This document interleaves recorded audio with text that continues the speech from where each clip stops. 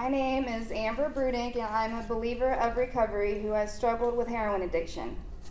Heroin has taken 10 years of my life, along with many other things. I lost my freedom, my family, and almost my life.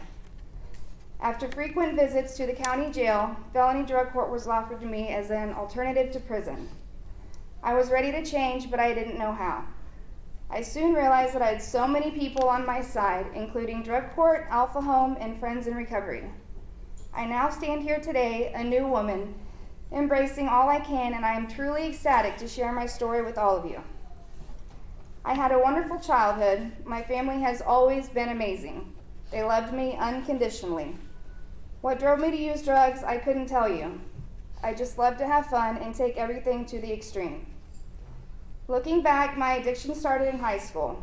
I would get high on Oxycontin with friends on the weekends, and when that became harder to find, the next best thing was heroin.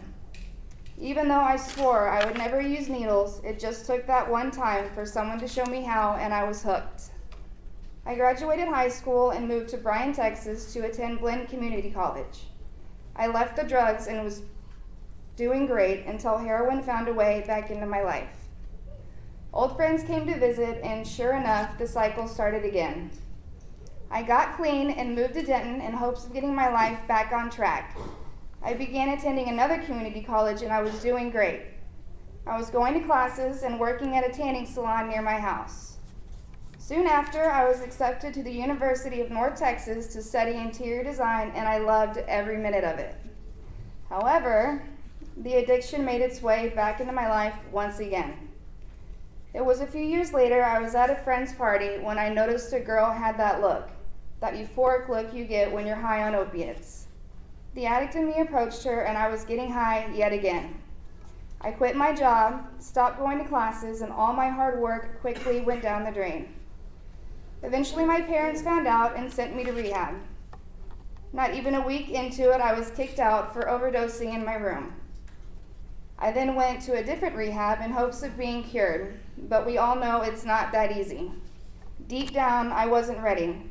My education was at a standstill, and my home, car, and family's trust were in the wind.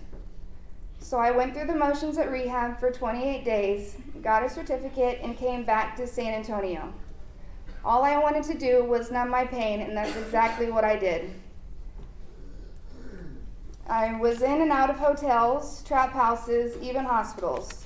I didn't care what happened, I just wanted that rush. I didn't care who I hurt, including myself, and the burden of knowing that dope sickness, disappointing my family, and the risk of going to jail was always there. The law eventually caught up with me, like it always did, and I was arrested for theft and possession. Even though I had the money, it was my greedy addict brain that wanted to save it for more dope. I went to court and was placed on probation for 2 years. When I got out of jail, I immediately went back to heroin, and of course, I never reported to my probation officer. I was picked up on a warrant at my house 7 months later.